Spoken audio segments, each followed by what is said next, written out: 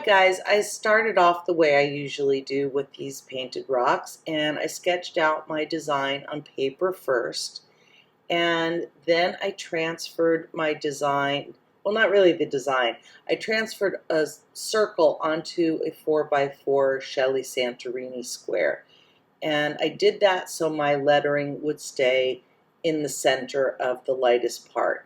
I'm blending 3 colors of Arteza Pearl. Actually, I ended up using 2, just the charcoal gray and the pearl white. I'm using the Martha Stewart daubers, and I'm starting with the charcoal gray first, staying on just the very outside of the rock. This is the first coat, and as I do the second coat of it, it will deepen the charcoal look. So I'm just keeping, I don't want the whole dauber to touch the rock surface because that will go too much into my lighter center.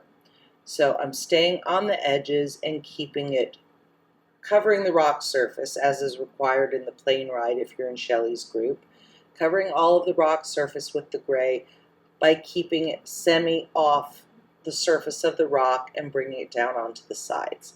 Here I'm applying the second coat of the charcoal gray.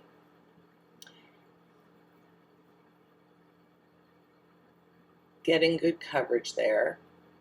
And I'd already done the ivory in the center, but now I want to double dip into the ivory again and just kind of blend and smooth out that interior of the circle. It might not look like it, but that entire rock surface does have paint on it. Now I'm sketching out, I did a tick mark in the middle of the rock where I wanted the 2 words to be separated. Top word is mama's, second word is boy.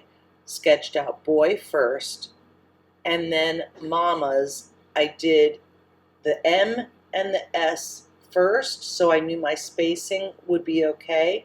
My first go around, I didn't like the spacing. I erased it a little bit and just made it work. Since I'm doing it in pencil, it's fine. I'm going to be going over it with red bloody paint anyway. So now I'm using the Arteza Pearl colors again, a copper color and a gold color and the pearl white. And I'm using that on Jason's mask. Just lightly blending. I started with the ivory in the center, then I worked out, blended in a little bit of gold, and I'm using that copper to create the shadowed effect, just on the edges. And repeating the application and layering that paint on is achieving the look that I wanted. For the house, the log cabin, that is that first A in Mama's, and that log cabin is an element that's required in the plane ride in Shelly's group on Facebook. I did a little bit of the copper and a little bit of gold just to add a hint of color on it, but for the most part I used these Derwent fine liners to actually make the log cabin like a pen, an ink paper kind of look to it. So the set that I use come in 3 sizes, 0.05, 0.03, and 0.01. The thickest lines on the log cabin, I used the 0.05 for the A-frame of it, and I used the 0.03 for those little cobblestones that you saw me do, as well as the window and door outline. And now I'm using the 0.1 to create the logs within the cabin itself. It's such a tiny image, I needed to keep it really on the small side. Did little wisps of smoke to finish it off. And there, we're done with the log cabin. Really basic, really rustic. With Jason's mask, I did want to pencil in all of the circles and shapes on the mask before I came in with that 0.5 liner. I wanted to make sure in case I needed to erase them and make them a little more of the shape that I was going for. Those tabs on the side I filled in first. They'll be dotted with silver for the snapping part of those tabs. And then when I did the dots on the mask, I started them out a little bigger on the main part of the face, and as the mask curves, I made them a little smaller, so it gives the feeling of the mask actually having a shape to it instead of it just being a flat oval. I daubed out some red, that dark red Posca onto my palette, and I'm using a small angled brush to just dip into the red paint from the Posca acrylic pen and fill in the red areas on the mask. There's the silver Posca that I used. It's a PC1M, and I just did little tiny circles on those tabs to give it the look of the snaps that are actually on the mask itself.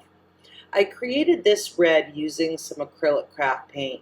I just added the tiniest bit of black to it to deepen a little bit to make it look a little bit more like blood. And I used a brush that is kind of a bullet-shaped brush.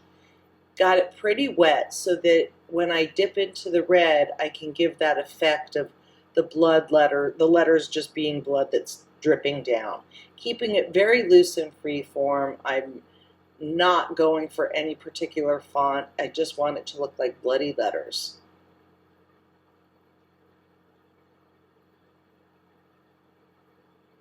Capital letters seem to have that dramatic look the best, so that's what we went with. I'm keeping the B kind of tucked behind that mask. I kind of want the mask to be more of the foreground. So I'm keeping the side of the B very small and narrow, and then coming in with our Y. That has the look I wanted. Now I do want to have a bloody splatter on it. So I got the same bullet-shaped brush, really saturated with water, dipped it into that red, and on the side of another paintbrush, or in my case I used a Sharpie, I just tapped that brush over the rock with a paper towel underneath because that splatter goes a little bit too far for you otherwise, and I just splattered some blood on top. Not real blood, paint. And there we have it.